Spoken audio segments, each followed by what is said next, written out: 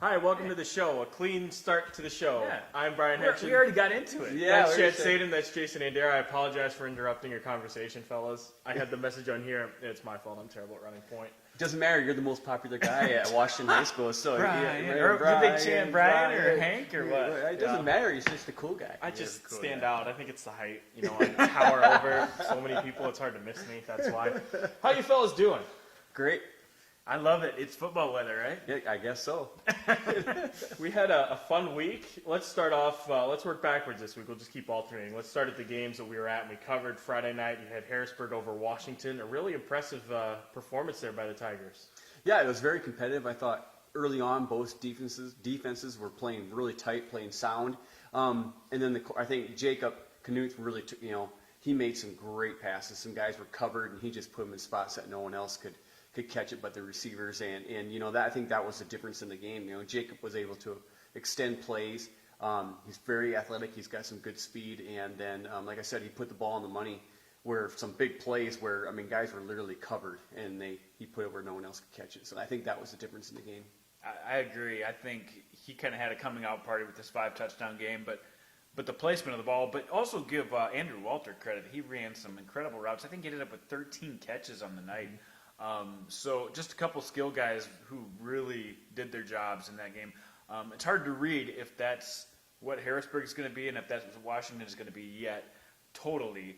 But we do know that they've got some players on Harrisburg this year. And Harrisburg's defense, too, they played really well. Yeah. Obviously, we talked about the first half. It was kind of a defensive struggle. But in the second half, Harrisburg's defense carried that through, and it was really difficult for Washington to really find any momentum until later in the game when they finally were able to find a little stability and move the ball. But at that point, Harrisburg's offense, Knuth and Show had already gotten it rolling, and they were able to pull away a little bit. How deep do you read into that result? Jandy, you posed the question, but how deep do you read into that result for Harrisburg just a couple weeks in? It's confidence builder. Right now, like it's only game 2. A lot can happen. Like we've said before when we're doing this this podcast here, that it takes, as the season goes along, you go in games of 3, and then as you rate yourself, and then by the end of the season, a lot can happen. Injuries, of course, can happen, but teams do get better as the year goes along, and will get better at what they do. So. It's a good confidence builder for Harrisburg.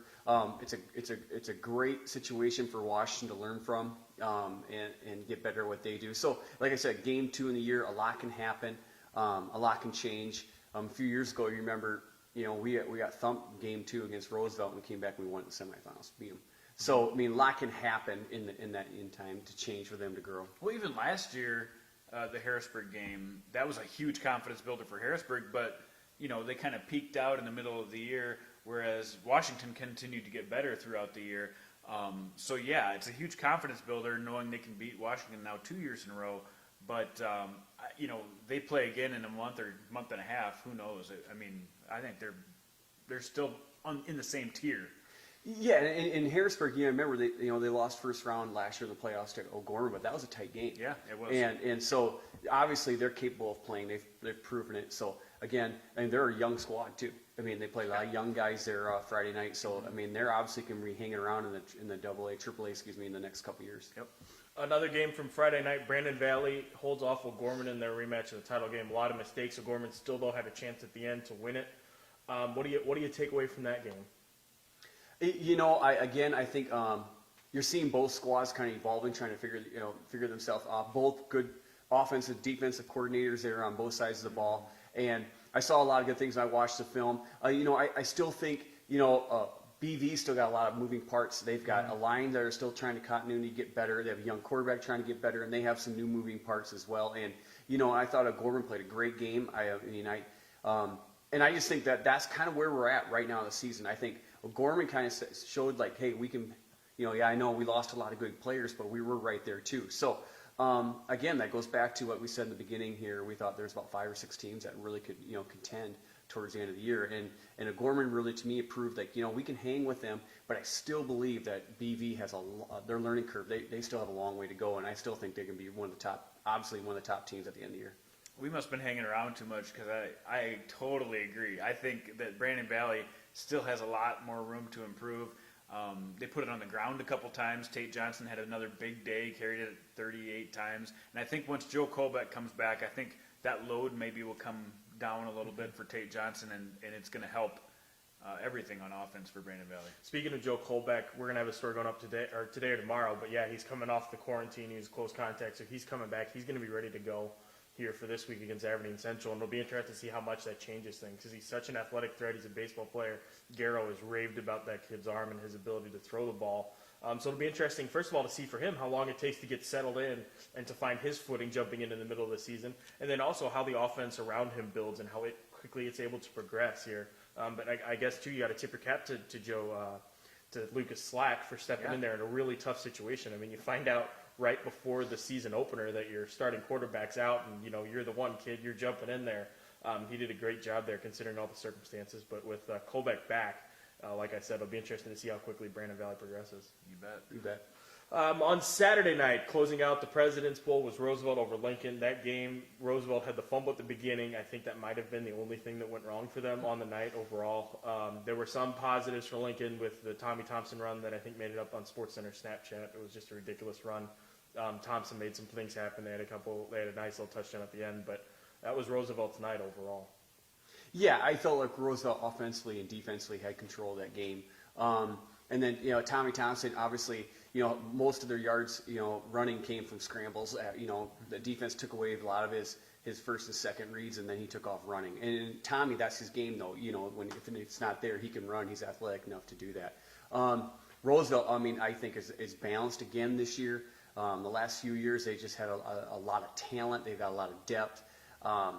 And it looks like right now they've got, it's a repeat of what they've had the last 4 or 5 years here. So, you know, Lincoln obviously has some growing pains as well. I think they're kind of the boat with like O'Gorman and Beefy. They got a lot of new guys, and so I wouldn't get down on what happened because of that game. I still think Lincoln has a lot to improve on, and that's why I think their matchup this week against Washington will be interesting to see how they respond and how Washington responds, because they both again have talented teams, and then it's early in the year, so a lot can happen. But it should be an interesting matchup. Something to watch is 2 weeks in a row now, Roosevelt has taken out the starting 2 receivers. The first week they gave up 1 catch to Jackson Hilton and Peyton Carroll. This week against Logan Needles and Luke Smith got a few catches, but their starting 2 receivers, you know, were basically shut down once again. And then Tyler Feldkamp 2 weeks in a row scoring a couple touchdowns and just making moves and getting an interception on defense and just being an all-around player.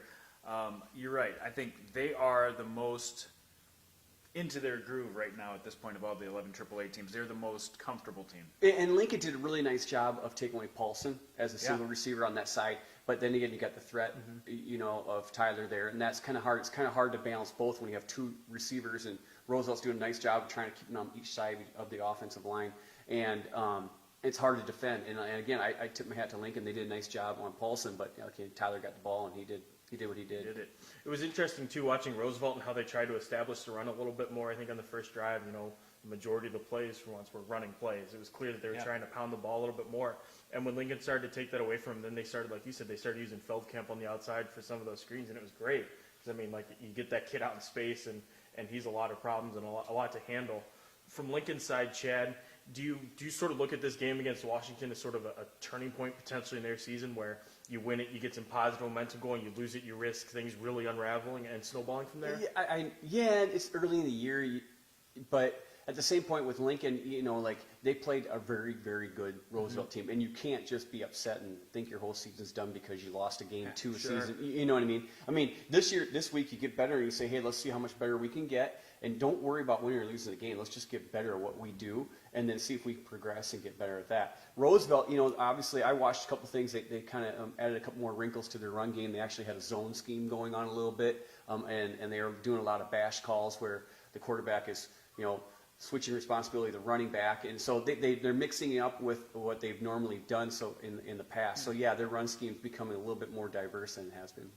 Absolutely. And then, I mean, you mentioned that about Lincoln and the bounce back factor. They lost last year to Roosevelt, too. They came back and they won out the rest of the regular season. So we'll see what happens. It's an interesting case, and it'll be interesting to see where they go from here. Another big game from last week, Jandy Ewer and Brookings. You got to see them against Lennox, if you'd like to talk about what Yeah, Brookings I mean, AA, first of all, AA in general, last year, this was the week everybody was ragging on AA, right? Because Yankton lost last year, Brookings lost last year, or Pierre was like maybe the only one that won, and all the rest. Mitchell lost to Sioux Falls Christian.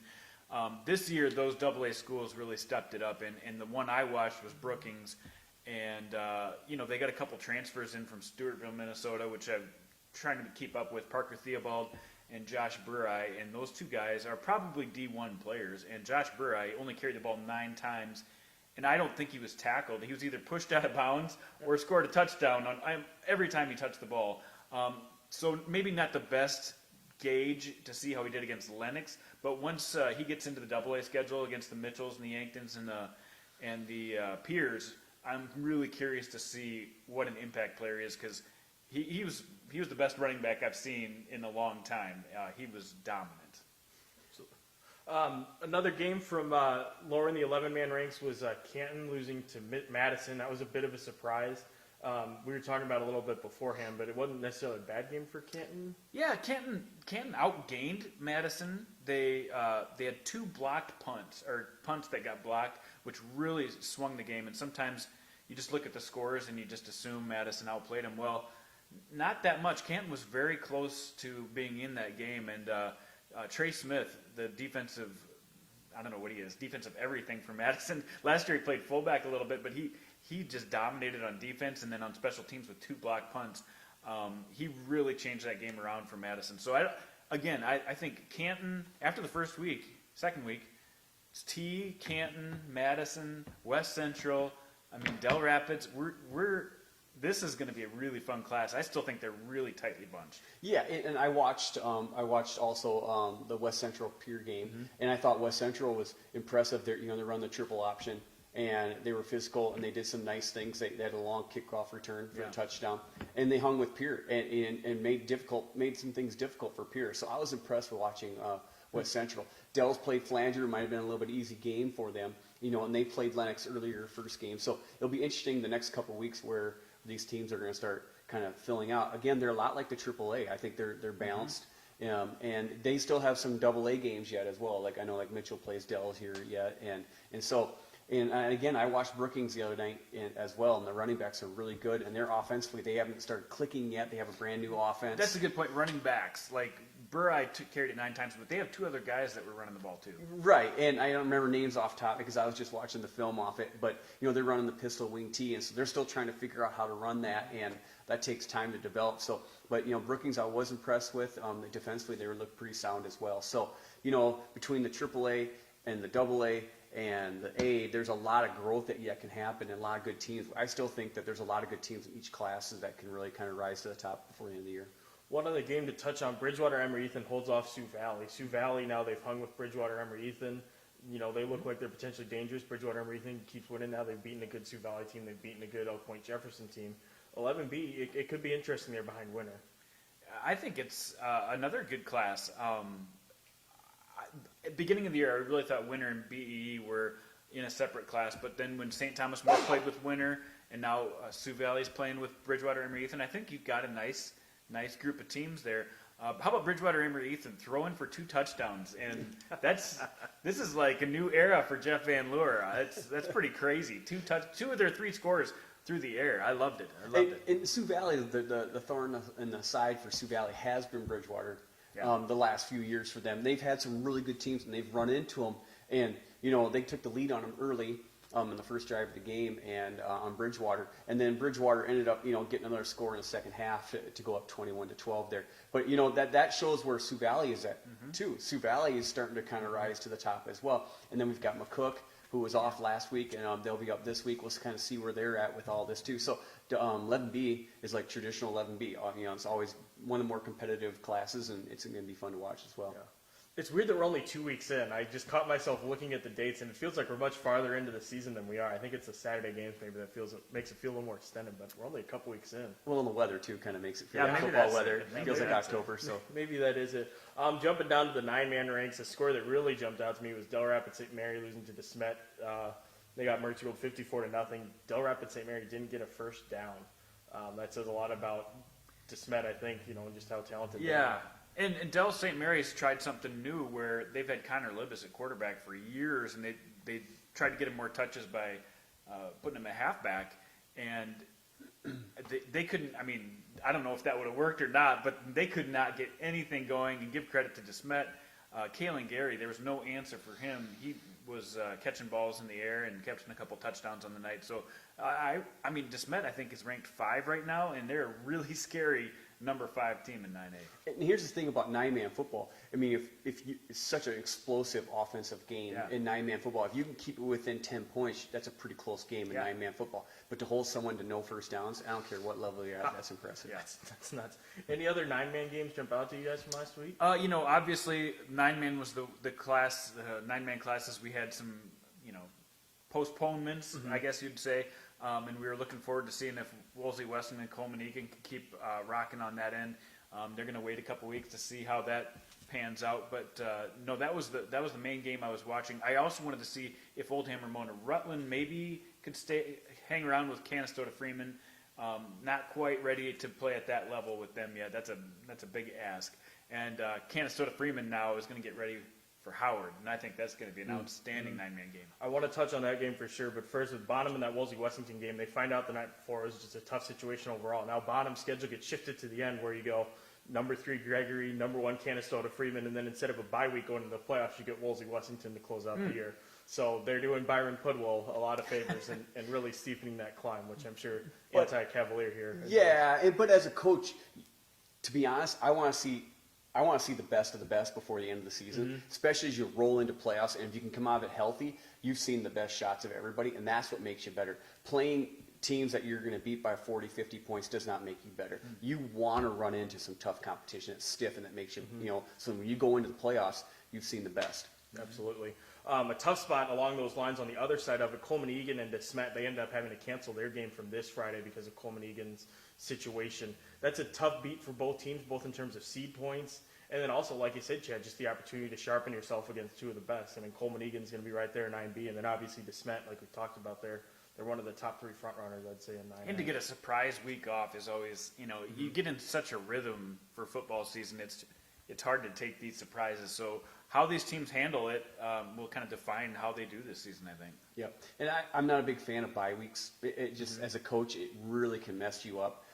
It's nice to get some healthy, take off some contact a little bit, but you'd rather go week to week to week to week. Yeah, it'll be interesting, too, to see how many teams end up adding a 9th game to help somebody else out, sort of scratch each other's back sort of thing. Some 11B teams have already done that. It'll be interesting to see some of these 9A teams, if they're able to do that, their schedule allows as well. Shifting our attention ahead to this week, let's start off with that Canastota Freeman-Howard game, a powerhouse matchup. That's going to be a lot of fun to watch. I don't know. What do you think, Chad? Well, it's for the past years, Coach Strand and Coach Rummel have had really competitive football games. I mean, it's come back and forth. I think Canastoga's had the edge here the last couple of years, but it's always fun. The crowds are very into it, and they're very competitive. And it's going to be, I think it'd be a great game to go watch. And it's still early in the year, and you never know what you're going to get with 9-man football sometimes. And I think it's a very interesting matchup, that's for sure. Yeah, sometimes we get these matchups and you're not sure early in the year just how good one team is or the other, and then sometimes the momentum plays a huge role in these games, and Canastota being at home, I think, is going to help them out a lot, and they take care of the ball so well. If they get up early, it's going to be tough for Howard to come back in this game, but on the other hand, if Howard puts them back on their heels right away, I think we're in for a really good game. I feel like the gap maybe this year's a little bit closer than it was last year. I think they're almost even last year with Bailey Sage and Trey Ortman and Tice Ortman. It felt like Canastota Freeman had sort of head and shoulders above, ahead of a really good class. But this year it feels definitely a little bit more even, a little bit closer. It'll be interesting to see how that plays out. And again, like it was last year, this is a real important game for Howard just in terms of seed points because you don't want to be going on the road there in the playoffs. So you kind of got to win this one to pad those numbers a little bit because those teams out west are already a little bit ahead of you in that department. That's right. Another game from 9-man, assuming that it happens, Wolsey-Wessington-Gregory. It's one of those rivalry matchups. It's always interesting to see how it unfolds. That should be a good one there, Wellesley coming off the bye. Yeah, Wolsey-Wessington probably helped that they got a bye because they did have some injuries that they're trying to address right now. They're a very explosive team, but it's taking them a while with new people and new places to get into that full season gear that they like to get into. Gregory, usually a ground and pound team, but last couple of years have had some quarterbacks that can chuck it, and now Coy Detterman kind of feels like he's right in that groove. He can chuck the ball. So it'll be fun to see their air attack against a really good athletic defense. I'm interested to see, too, how Alcester, Hudson, Del Rapids, St. Mary unfolds. Obviously, Del Rapids is coming off the tough loss, but, I mean, Alcester could be one of those teams that's kind of lurking around and can make some noise in 9B. Yeah, 2 weeks in a row now, Logan Sirk has been, he's jumped off the page stat-wise. He's like really lifted that Cubs team. And this is a chance for Alcester Hudson. They've got off to good starts before, but they haven't really played a good full season. So if they can get a win, I know Del St. Mary's lost a couple games now, but if they can get a win against a quality team like that, I think their confidence really puts them in the mix in 9B. Any 11B games you guys are looking out for this week? What do we got? Kind of a little bit of a lighter slate this week in 11B. I think a lot of the big games, it seems like, are in 11A and up. Right. I'm going to be in, obviously, Lincoln, Washington Friday night. That's what I'm going to kind of focus in on. Yeah, I don't know about any 11B games that have earmarked. Let's jump up to 11A then. Yeah. T area versus West Central. Yeah. West Central having hung with Pier, T off to the 2-0 start, including the win over Canton. What do you make of that one? That's the one I'm going to go to.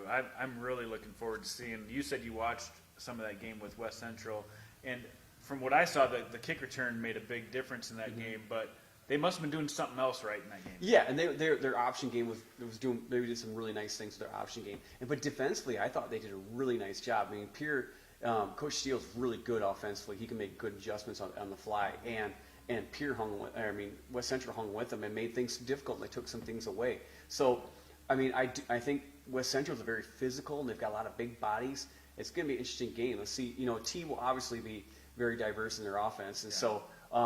But I think it's going to be a great matchup, be a good one to go watch for sure. Yeah, T's defense stepped up this last week against Vermilion and pitched. I think they pitched a shutout, didn't they? Yeah, they did. And they had two guys, Caden Johnson and I'm trying to remember the running back who had a 3-touchdown day. So between the two of them, they had 5 touchdowns.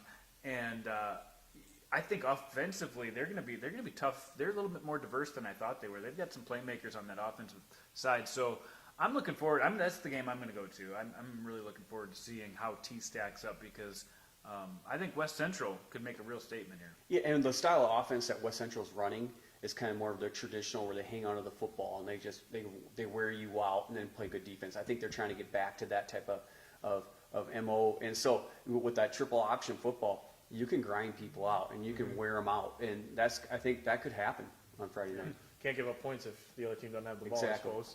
Another game to watch, a rematch of last year's Flood Bowl, Madison versus Del Rapids, this time in Madison. Another one of those sort of measuring stick games where we kind of maybe get a feel where teams are at. Madison coming off the big win over Canton, Del Rapids off to a strong start. That would be a fun one.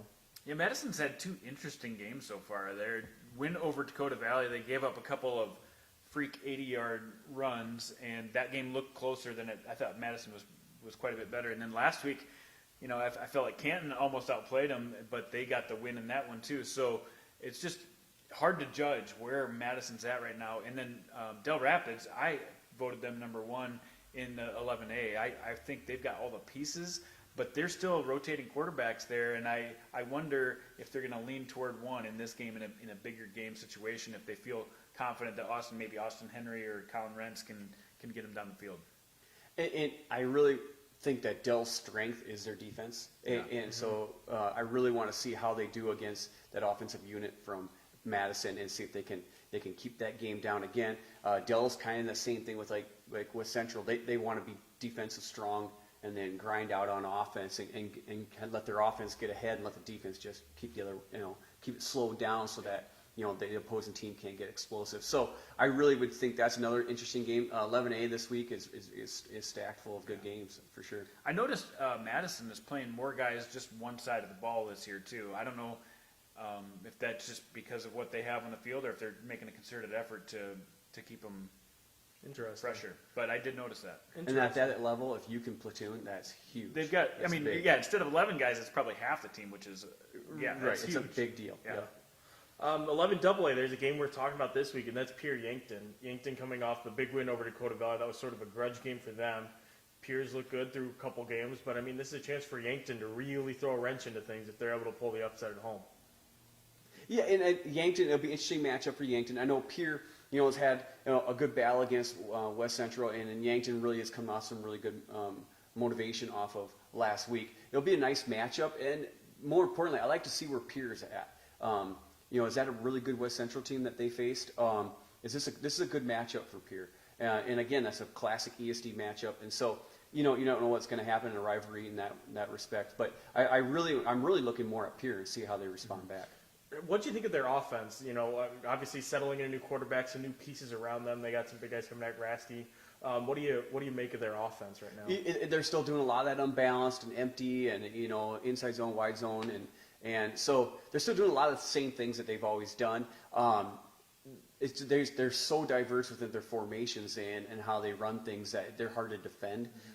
They've got the tools. I think again, they're kind of like a Brandon Valley. They've got the tools. It's just I see the learning curve if they can shorten it here before the end of the year. But I still think Pierre's the team to beat at that level. Yeah, I feel like in the second half they went back to the run a little bit more with McGuire-Rasky and just kind of grinded it out to get the win. Lincoln Keenholz, their quarterback, he's still a sophomore and he's still getting used to running that show there. And this is a big test for them because Yankton, they didn't throw the ball much last week against Dakota Valley, but they used two quarterbacks with Trevor Fitzgerald starting the game there. Rugby Riken came in and played some, and Fitzgerald has shown himself to be a really good runner. So I wonder if they'll go to Riken and let Trevor maybe carry the ball a little bit more. Corbin Solar has had a great year for them. I think this Yankton team really wants to put their name on the board after 2 years where they really were subpar, and they want to get back to being one of the top teams in 11AA. This is a huge game for them. Absolutely. Jumping up to AAA, let's talk about Brandon Valley versus Aberdeen Central. That'll be an interesting one. Brandon Valley, like we mentioned before, is bringing in Joe Colbeck back at quarterback. Aberdeen Central, they showed in their season opener against Washington, they got a heck of a quarterback as well. So this could be a fun little game. Well, we're getting back to we're getting to game 3, and coaches are getting film on each other, and they get a better feel after 2 games. Okay, what are guys trying to do? What are they trying to do offensively and defensively? So I know Coach Christensen will be dialed in on Aberdeen. So what Aberdeen's been able to do the last couple weeks, they have to make an adjustment to find something else as well. And that's where the game starts changing here. We're going to start getting to that part of the year where coaches and teams starting to figure each other out. So they have to make adapt. And so games 3, 4, and 5 really become the defense's time of the year where they can shut down certain aspects of the offense. So this is the time where the offenses need to find a new way to win. And so it'll be interesting if Aberdeen can add a new wrinkle this week. Yeah, I think it's interesting. You've got 2 of the shorter, more powerful workhorses playing running back in this game, Tate Johnson and Carter Hogue, 2 guys who have really carried the load through these first 2 weeks, and both have had big first 2 weeks. But yeah, I like what you say with the schemes. It's going to be interesting to see now that they have film on each other to see, if Hogue gets neutralized in this game and they really make the Aberdeen throw the ball a little bit more. The other game there from Friday night here in town, Chad, you alluded to it earlier, Lincoln versus Washington. What do you make of that game? They're both coming off losses, and they're not necessarily happy with the outcomes. But it's early, and it's a rivalry game. Lincoln might be a little jacked up on what happened last year in the playoffs, so they might want to get back at Washington for that. But I just feel like it's going to be pretty evenly matched. It might come down to some momentum in the game. What's going to happen here? I do feel like I think Washington was ranked 5th and Lincoln was next in the polls right there at 6. So I think that's about right where they're sitting right now for rankings this time of the year. But yeah, we'll just see how things go. Let's see if the defense can tighten up on the Lincoln side to stop the run. If Washington can start pounding the ball on the big bodies that they have. Last week, we had 2 great defenses going against each other, and both teams had to rely on the passing game. So let's see if Washington can get the run game going. Yeah, Jared Fredenberg said that he doesn't have as much depth on defense as he's used to having over those last couple of years with those big groups of seniors that he lost. So they're going to need to find out who's been making plays for them defensively. That's going to be a tall order for them because they've got to stop some real weapons on that Washington offense, Tyus Haenchen and Piper, and Carson Strom had a touchdown last week. So it's going to be – that's where I think Washington could really make the difference. The other game for next weekend, our last Saturday game here, at least for a couple weeks, and that'll be O'Gorman versus Roosevelt at the MAC. Chad, did you guys ever play at the MAC, or were you guys always against O'Gorman at Howard Wood? No, we played there in 2016 at the MAC. But I think it's going to be a great game. O'Gorman's kind of had Roosevelt's number the last couple of years. Uh-huh. And they've been good. Last year they came out, and I think they surprised everybody in the Dakota Bowl or in the President's Bowl. And so, I mean, this will be an interesting matchup, in that sense. So will Roosevelt come back and get back after the playoff loss, from O'Gorman, which kind of momentum, gave O'Gorman that great momentum going into the state championship game and confidence. So again, much like Lincoln going into Washington, I think Roosevelt going into O'Gorman, they're going to have that kind of that attitude where they got to get a payback. But I tell you this, at Dakota Bowl, Gorman's a different creature in the Dakota Bowl. They always seem to take it up another level in the Dakota Bowl, and they come out on fire. So again, another great matchup that we're going to see this weekend. Is it the green jerseys? Do you think that's what it is? Do you think that's I what? don't really care about the green jerseys. A jersey's a jersey. If you get jacked up about a jersey, you're not playing the game. Hey, for the some right of us have reasons. stories to write. All right? Yeah, Some you know, things- if that excites people, I guess that it is. I mean, but let's just play football, is my Yeah. opinion. Yeah. You know, these Sioux Falls matchups, they're all great, no matter who's playing who, but these are the two best. When Lincoln plays Washington, because they all go to middle school together pretty much, and then you talk to the O'Gorman guys, and they, you know, the one team they really want to beat is always Roosevelt. Yeah, they want to beat everybody, but that's like, that has a little extra something Yeah, on because it. you have the East Side rivalries, Yeah. and the Gorman and Roosevelt basically are, you know, the West Side rivalries, and so yeah, these are the two big rivalry games of the year. Yep, looking forward to both of them. Absolutely. Let's make picks. We haven't done that yet. Let's get this started. We'll get us warmed up a little bit. Let's go with the two Sioux Falls games for this week. Chad, I'll put you on the spot first. Lincoln, Washington, O'Gorman, Roosevelt. I'm hedging. gonna go with the Gorman Roosevelt. I'm No gonna stay hedging. away from the Lincoln Washington one, Coward. but I'm just being respectful. Because We all know. I do have relationships still there. And Sure, some sure. good people that I know, and I have. We can make you pick the Canastota Freeman Howard game if you want. We'll just go down to 9-man and play. Well, it and if I go for you. Canastota Howard, then I'm gonna go with my old buddy there, Troy I Lombard. just can't win with you. Yeah, I just can't win. So no, He's still a coach. Hey, man. I'm still a He's coach, and I have a lot of friends, and I don't like getting into that. But you Sure. know, I just think like that Roosevelt O'Gorman game is going to be interesting. I think Roosevelt has the bodies and the numbers, and if you look at everything, I think Roosevelt has the edge. Yeah. If you're let's get some analysis out of Chad though. If you're O'Gorman, what does O'Gorman have to do to upset Roosevelt? I mean, if they keep mixing up offensively and defensively, when I watched them play, I thought they did some really nice things. They were sound. They usually are. They're very gap sound, and I think if they can maintain that and take away some, like if O'Gorman might have the ability to take away two receivers, so it's probably going to come down to the run game and the quarterback, and so it'll be interesting to see how they respond offensively when O'Gorman tries to take away, because O'Gorman always has good skilled guys, and so if they can take away those two good receivers and see what other weapons Roosevelt can come up with. That's spot on analysis, That's man. great. That's why we have Chad on. That's why he's I on. love it. I love it. It's I love way it. better than what we were going to know. get. I just have a hunch that Roosevelt's going to win. Yeah. That's all I got. What do you make of that Canastota Freeman Howard game? Where would you I go? think Canastota Freeman has the home field advantage is going to be big, and I think they're going to push them back on their heels to start and maintain a 1 or 2 score lead throughout the game. That'll be interesting to watch. I'll have coverage from that game, but before we get to what I'm doing, Chad, where are you going to be at? Where's your picks, by the way? Where are my yeah, picks? you can't just. Oh, Yeah, you're you're going to that call guy. me out on it. You're Oh. that guy. No, I think Roosevelt O'Gorman will be a lot closer game than what people expect, but I think Roosevelt maybe pulls away, maybe adds an extra score at the end. Yeah. But I think it'll be a close competitive game. I think O'Gorman's going to take a big step forward in terms of what we think about them and where we think their You stock's know the at. O'Gorman people love you for your championship pick last Right, year. when I picked against them because I figured Brandon Valley would win, so I didn't want to jinx myself or Right. something. Yeah, But then you picked it's a them. lot of thinking. Well, what about Lincoln, Washington? Lincoln, Washington? I don't know. That's I am genuinely interested to see how that one goes. I think Lincoln, I like the bounce back factor, and I think, like we said, I think Washington's going to be one of those second half teams this year where once we hit the midway point, then they're really going to start building up steam and start turning the corner a little bit. For Lincoln, it feels to me at least like the stakes are a little bit higher for them. Like they need a win to just wash that taste of that Roosevelt game out of their mouths and just get themselves back on track. So I'd go Lincoln in that one. Canastota Freeman Howard, just to go against you, I'll go Howard. Just because I think, again, maybe there's a little bit of that revenge factor, and again, a little bit more urgency because, I mean, they saw it last year where you lose that game and suddenly your seating looks terrible, going into the postseason. So I think that Howard's going to have that in their minds, and Romo will have them ready to go. Yeah. I think, by the way, Lincoln, Washington, I'm going to go Washington just based on they hit a couple big plays and Lincoln doesn't. I know who's going to get cheered on for this year. You're going to get cheered on here, Jason, and when you go to the Washington game, you're going to lose your cool guy card. You're not cool guy card anymore. You're off the royalty list. Great. So, Awesome. yeah. Great. I highly doubt So that. much for those flyers that I've had hanging around the school. Chad, what do you vote for me? What do you vote for me for homecoming game? Chad, what do you have this week coming up? Where are you checking out on Friday? I'm going to go to Lincoln, Washington. we're gonna go watch that, and I'm looking forward to that game. So, and then hopefully I can catch a little bit of the Dakota Bowl on Saturday night. Are you going to spend any more family time this fall? Like, is your wife going to get you out, like, pumpkin picking on a Friday Well, night my or wife's something? going to the games. Oh, okay. So she's just, I mean, So you're she's still a in a good coach's spot. wife and she's a coach's daughter. So I mean, like, she misses the fact that we're coaching, but she's still going to the games because she knows all the guys on the Washington team and stuff like that. I love And the Lincoln, she's a teacher at Patrick Henry, so she knows knows all all those. those kids. Some of her favorite students are playing football at Lincoln. So so she loves going to this game. That's awesome.